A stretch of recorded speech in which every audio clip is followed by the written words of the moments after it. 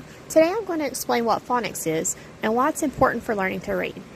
I'll also walk through a quick example of a phonics challenge a student might have and think aloud about strategies the teachers could use to help.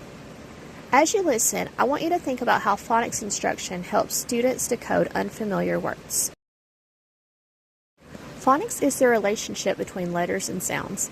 It helps students understand that written letters represent the sounds in spoken words.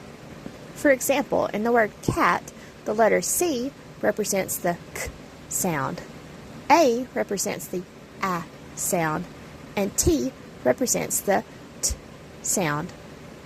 When students blend these sounds together, they can read the word. This concept is called the alphabetic principle, which means that letters and sounds have predictable relationships.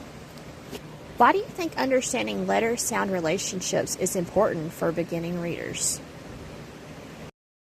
Research shows that phonics instruction is most effective when it is explicit and systematic. Explicit instruction means the teacher clearly explains and models the letter-sound relationships students are learning. Systematic instruction means these skills are taught in a planned sequence, starting with simpler patterns like consonants and short vowels, and gradually moving to more complex patterns like digraphs and long vowels. Students also need many opportunities to practice reading words in decodable text, which contain phonics patterns they have already learned. How might decodable text help students build confidence when they're learning to read? Let's take a look at this example. Imagine a student is reading and comes to the word ship, but they read it as sip. Think about what might be causing this error. One possibility is that the student does not recognize that sh is a digraph. A digraph is when two letters work together to make one sound. Here's how I might think through helping this student. First, I would review the digraph SH and remind the student that these two letters make the single sound sh. Next, I might use Elkonin boxes or letter tiles so the student can see and hear the sounds in the word.